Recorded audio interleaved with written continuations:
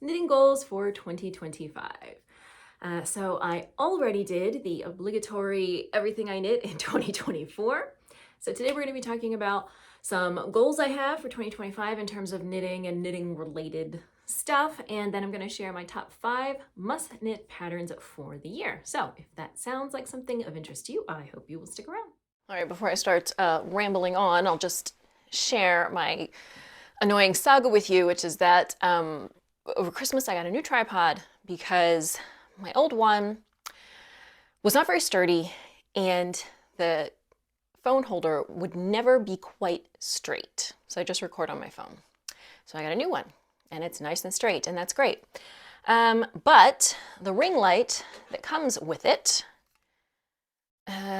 does this. Okay, you see that annoying flashing? I don't know what the deal is. It gets worse and worse changing the color. So I can't use that.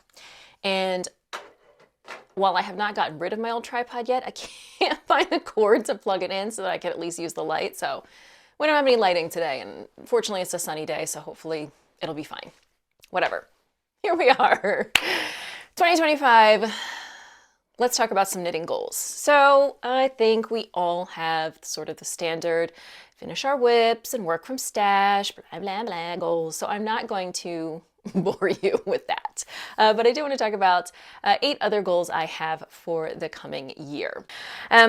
So in honor of 2025, my first goal is to have 25 finished objects by the end of the year. So in 2024, I had 15. Actually, I think I had 16. There was one I forgot to include in that video. So 25 is definitely doable. That would include both knitting and crochet.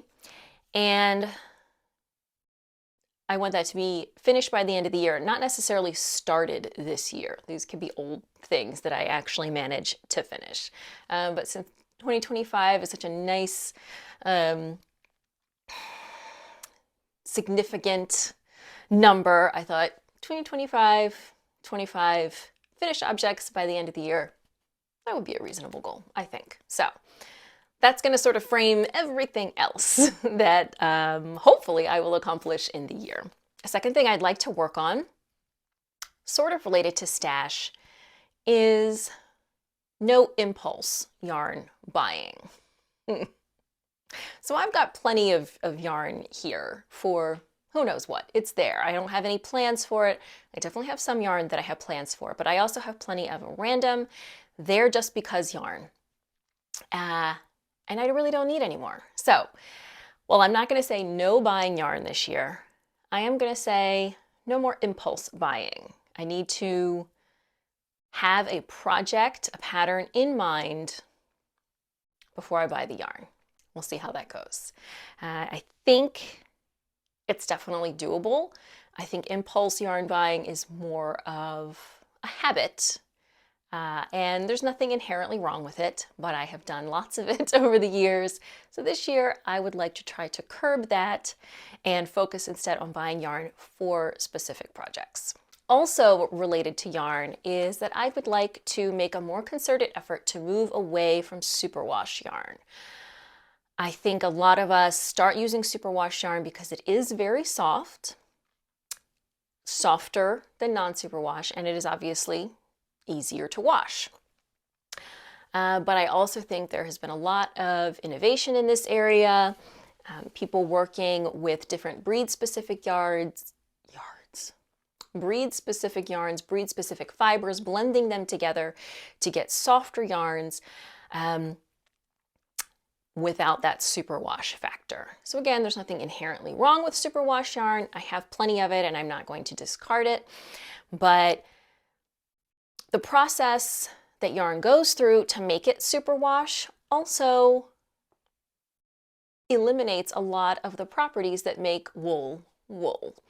Superwash yarn doesn't have the same durability and strength that non-superwash yarn does. So the superwash process, as I recall, removes these tiny scales that are on the wool fibers which is what makes them hold together. So when you wash regular yarn, those scales all stick together and then you get felting. By removing those scales, however, you are also removing what helps yarn hold its shape and hold together. That's why projects made with superwash yarn tend to grow, sometimes a lot. And it's a chemical process. Generally, the fibers or the yarn are treated with chemicals to remove those scales.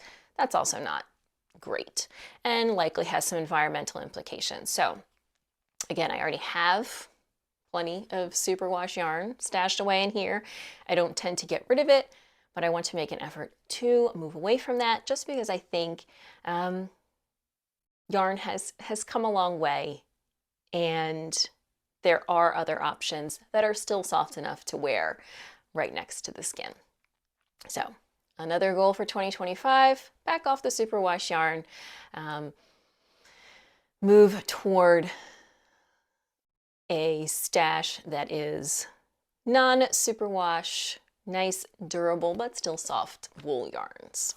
A goal that is not really knitting, but knitting adjacent is that, believe it or not, I have a spinning wheel. It's a Shacked Ladybug. I know the basics of how to spin worsted spun singles, and I don't know much beyond that. I've never had much success with getting my singles to be like I'm trying to spin worsted or I'm trying to spin fingering. They all kind of end up the same. I haven't tried different kinds like woolen spun or long draw or different techniques. Plying, I have plied a few yarns. There might be, look, here's one of the very few yarns that I have spun. This is just a 2-ply. Looks very kind of barber pole-y, and it looks very nice and would probably knit up with the kind of marled look that a spin cycle dyed in the wool would have. A little dusty looking. But I've never been able to ply more than 2 bobbins of singles. I know there are other kinds, like obviously you can use multiple plies, but there are different plying techniques. And that spinning wheel is just sitting across from me right now, taking up room. So I either need to learn to spin, like fully learn to spin, not just some kind of thick and thin singles, or I need to get rid of it. I do have a bit of a stash of fibers as well that I have collected that are lovely. I don't think I've ever actually knit with hand-spun yarn, even my own. I don't know if I would like it. So I need to either put an effort into that, make some yarn, actually use the yarn, see if I like it. And if I don't, or if I never come up with the energy and the impetus to actually learn to use my wheel, by the end of the year, it needs to go.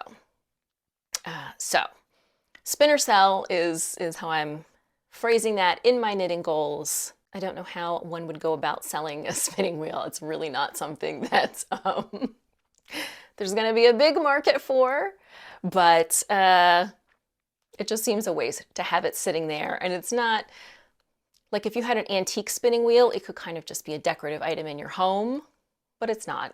It's a very, modern looking spinning wheel that it's kind of a conversation piece. It's not, an antique relic that would give your home character. So spin or sell, got to get that figured out. Maybe spinning is not for me, maybe it is, but either way, I need to figure that one out. Sort of related to what I said is kind of a general goal for anybody about finishing whips, but specifically, I want to finish my crochet whips. So I learned to crochet over the last year, and I have started 3 different projects, and I have finished 0. It's a blanket, and it's not just like a single crochet blanket. It is a chevron stitch blanket that is going along just fine. But it's maybe a quarter done. There's a little tote bag that is relatively close to being done. And there is the Stevie Bum bag, which I got very close to finishing, except that I seamed my squares together in, not incorrectly, but not in the order I wanted, so that now the flat piece that goes over the front doesn't match. And I either need to reseam the squares, or I need to just re-crochet the front flap. And then it needs a strap and some hardware, and I need to decide if I want to line it with fabric. So that's 3 unfinished crochet projects, which is not a lot, but I need to wrap those up. Crochet projects do, generally speaking, go more quickly than knitting projects, so it's completely reasonable to think I could finish 3 of them this year, given that it's January 9th. But I would like to actually have some finished crochet projects and then see where I go from there. So I have enjoyed crochet fine. I still am having trouble figuring out how to tension the yarn with my left hand. Probably that's just going to come with more practice. But I haven't really finished anything, so I don't have that like, oh, look what I made. I'm gonna make more of these. I've got scrap crochet projects all over. Is it only 3? Maybe it's 4. No, that's that. No, it's 3. It's 3. Okay. So finish my crochet whips. That seems pretty reasonable. We'll see. All right, and then now on to actual knitting. One thing I absolutely want this year is a white sweater. When my kids were really little, that seemed like a terrible idea. It still probably isn't the greatest idea, but I really feel like just a nice white sweater, go with everything, wardrobe staple is something I really need in my wardrobe. I also would like a black sweater, but I've already started that one. I have the yarn. So this is Knit Picks Altiplano, which is a wool alpaca blend. I love wool alpaca blends, and it is a worsted weight. I was originally thinking an Orla sweater. I'm not discarding it, but I'm also considering other options. But by the end of the year, I would really like a white wool sweater. I don't have any of those. I would really like to have a white sweater in my wardrobe. So this is a very cool white, almost gray. It is called niebla, which means like niebla's fog or mist. Not that they're distinctly different. No, okay. Neblina is fog, so niebla is mist. I don't know. It's not a Spanish vocabulary word that comes up a whole lot, and fog and mist are not super different, but something along those lines. So it is sort of a gray, cool gray toned white, but I really would like this in my wardrobe by the end of the year. Maybe Orla, maybe something else that comes up. And then the last 2 goals I have for the year are sort of, they're a little bit vague, which, you know, when they say when you make goals, they should be SMART, which is like, what is it? Small, measurable, blah, blah, blah, blah. But these are not that. They're basically just more, and that is that I would like to do more color work, and I would like to add more neckwear to my projects. More color work. I'm still not really a color work yoke sweater kind of person. Circular yoke sweaters don't fit me very well. I have trouble getting the proportions right so that they stretch nicely over my shoulders, are not too tight, but are not too loose, and then still fit in the body. And, you know, certainly I can make adjustments to patterns, but particularly when you're talking about color work, where pattern repeats are so precise, it's not very, but much more difficult to make adjustments to, you know, to expand or shrink a color work yoke is more complicated than doing so for other kinds of projects. And I just sometimes don't feel like it. I don't want to put the energy into that. But I do like color work, and I always think it's going to take a long time, and it really doesn't. So I would like to add some more color work projects, not necessarily sweaters, but maybe smaller accessories to my knitting plans for the year. I started a pair of Christmas socks, and I got into this on, I think, a couple of videos previously.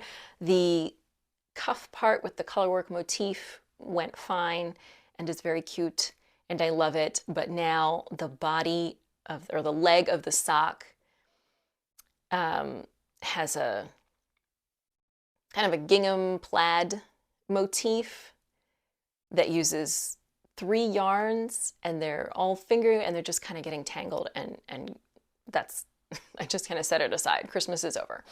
I'm hoping to work on that throughout the year when I have the patience to continually untangle these 3 yarns being worked in a small circumference. But I think doing that little Christmassy yoke is one of the things that inspired me, reminding me that I enjoy color work and I would like to do more of it.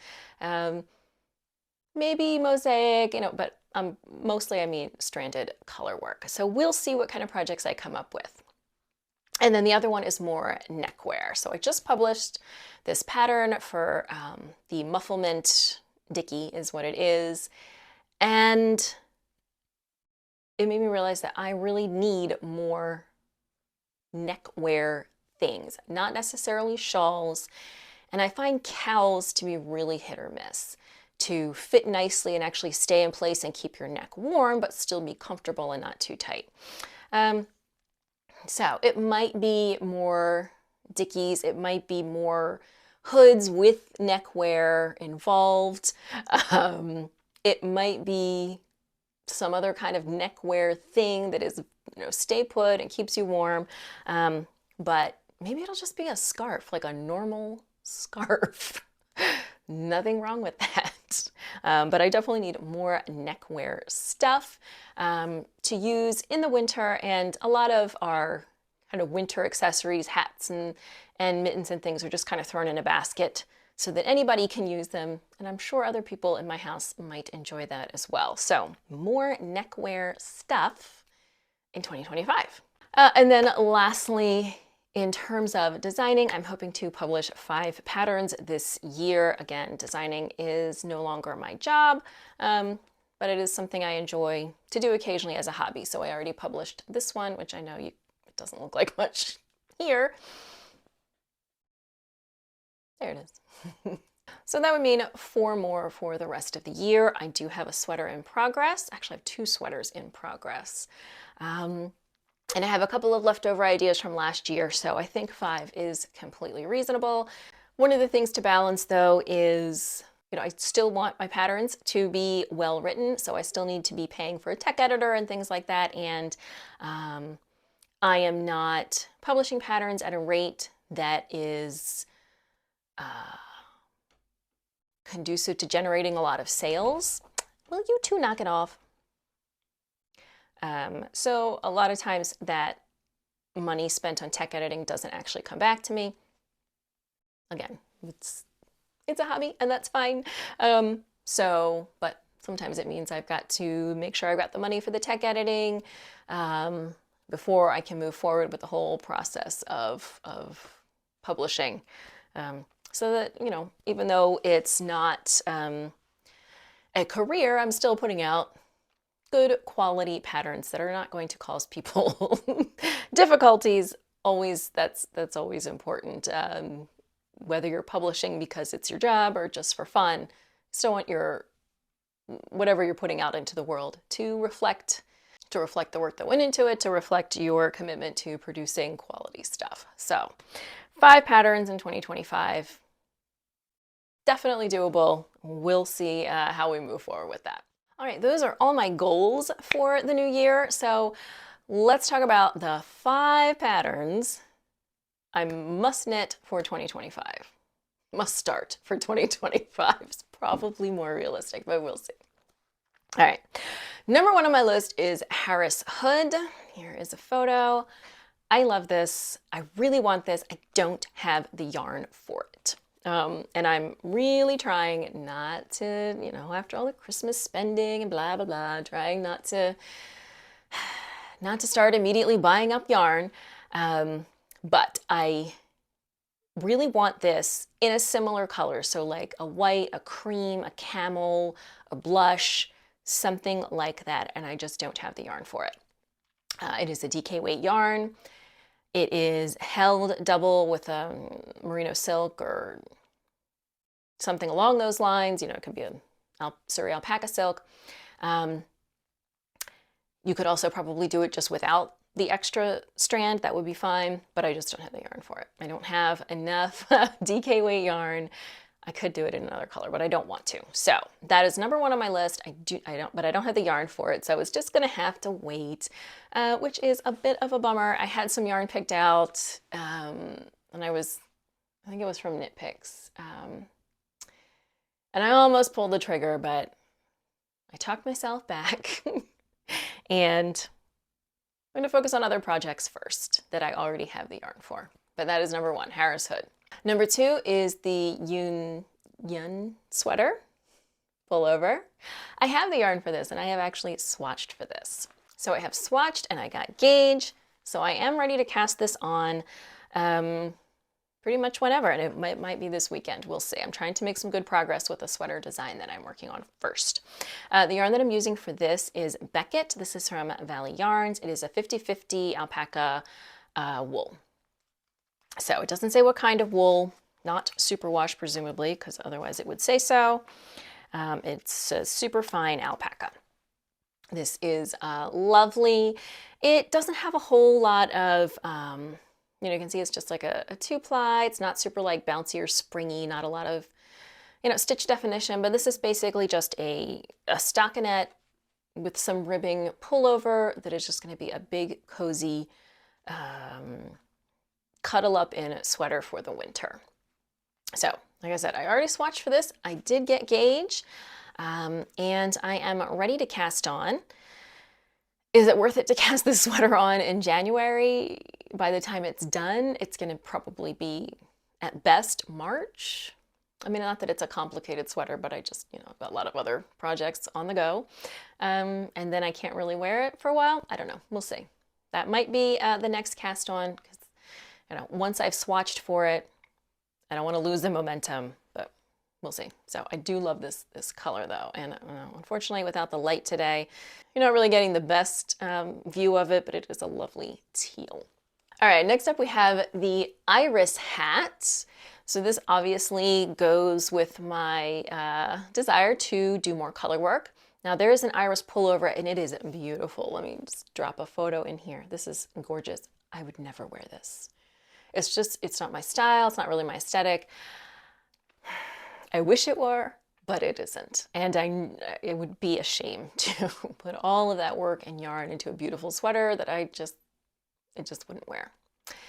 But there's a hat version that is obviously much smaller and probably not quite as exciting to knit, not as much of a statement piece, but is something I will actually use. Now, I love the colors. I mean, she has like 3 samples of this hat and they're all beautiful, but there is one in particular with the light blue background yarn that I really adore. I've never heard of the yarn she used before though. Like I would like to use those exact colors and I don't know if that yarn is, I mean, I haven't looked. I don't know if that yarn is available here, you know, where I am in the US. Something tells me if I wanted to use it, I may have to order from someplace in overseas, but I'm also thinking Knit Picks palette has like a bajillion colors and I probably could match them pretty closely. So we'll see, but I definitely want to pick this as a project to fulfill, or at least start fulfilling my goal of doing more color work.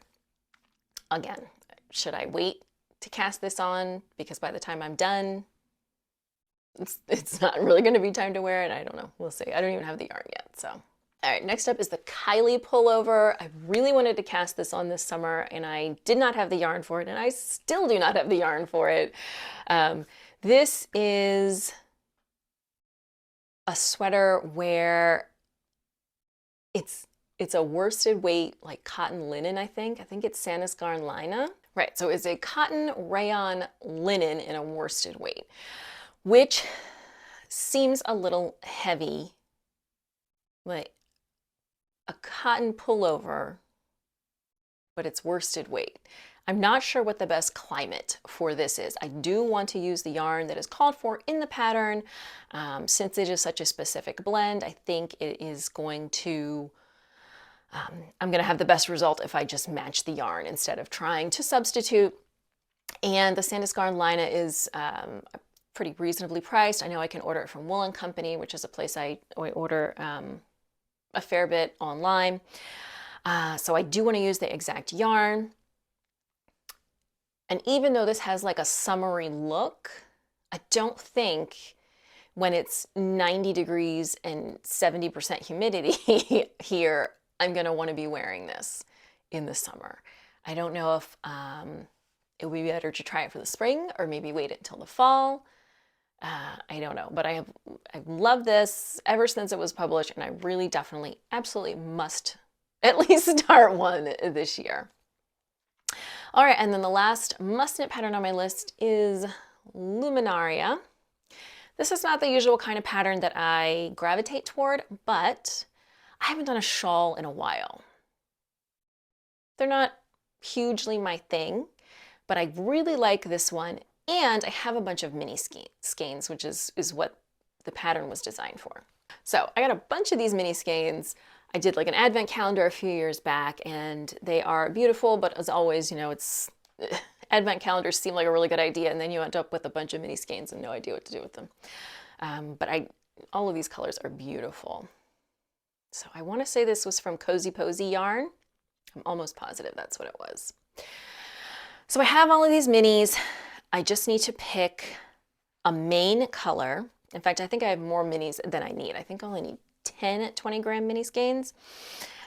So I need to sort out which of them I want and then think about a main color to go with them. So a full skein of yarn did come with these mini skeins, but because this pattern is so high contrast, I'm not sure that would work for it. It's definitely something I have to think about. So again, I'm not a huge shawl person, but I just love the look of this pattern. I want a project that's going to use my mini skeins. I want to, you know, get outside my usual comfort zone and try a new project, even if it's more of a process knit. And even though I don't tend to wear shawls like out and about, it's, you know, great to have at home. Sometimes, you know, depending on the ultimate size of your shawl, they make a really nice lap blanket. Sometimes they even just look nice draped on the back of your chair. So that is my last must knit pattern for 2025, Luminaria shawl with these beautiful mini skeins. That is probably a project I will kind of spread out over the year. So that actually might be a fun way to tackle it. Like, you know, work on the project until your mini skein runs out and then move on to something else until it's time to, you know, the next month pick up another mini skein. We'll see. So that's my last one for 2025. All right, so those are my goals for the year and my 5 must knit patterns. Of course, I'm sure I will knit plenty of other patterns throughout the year and start other projects and focus on things that weren't on this list at all. I hope that you will join me throughout the year for podcast episodes and other vlogs that will follow my journey on all of these various goals and projects. Thank you so much for joining me today. If you enjoyed the video, don't forget to subscribe and give it a thumbs up. New videos here every Saturday, almost entirely about knitting. If you're looking for me on social media, you can find me on Ravelry and Instagram as Media Peruana, and I will see you next time.